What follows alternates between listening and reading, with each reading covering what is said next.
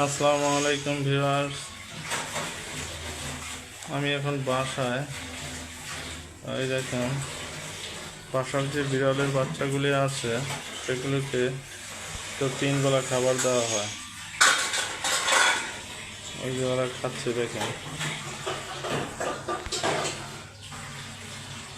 কি সুন্দরভাবে খাচ্ছে, মিলে মিশে খাচ্ছে। দেখছেন, মাছ দিয়ে ভাত মাইখা দিছি আর ওরা একবারে খুব সুন্দরভাবে খাচ্ছে। এইভাবে 3 বার সকাল, ওই আমার ওয়াইফ দেয় আর কি, ও বলতেছে 4 বার দেয়। তা এরকম 3-4 বার খাবার দেওয়া লাগে প্রতি সময়, এবং একবার এক একটা মানুষের থেকে বেশি খাবার দেওয়া লাগে, কারণ 5টা বিড়াল, ওর মা সহ 5 জন। দেখছেন কি সুন্দর খাচ্ছে।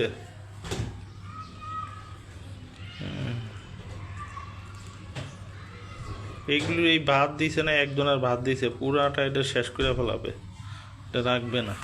দেখুন খাচ্ছে,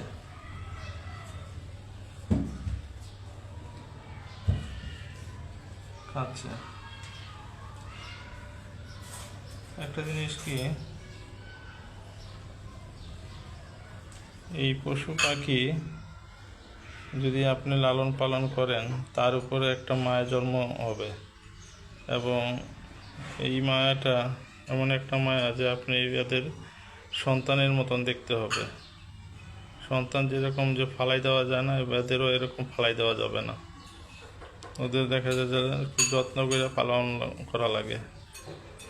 তাই আপনাদের বাসায় যে পশু পাখি যেটাই থাক না কেন, কুকুর হোক বিড়াল হোক, আসলে কি এদের যেন অবহেলা করবেন না, এদের ভালোভাবে খাওয়াবেন, লালন পালন করবেন।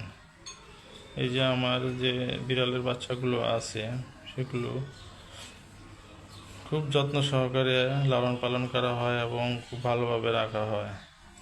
ঠিক আছে, পশু পাখির দোয়া কিন্তু মানুষের মানে মঙ্গল বয়ে আনে, মানুষের কল্যাণ বয়ে আনে। তাই সবাই ভালো থাকবেন। আল্লাহ হাফেজ। আসসালামু আলাইকুম।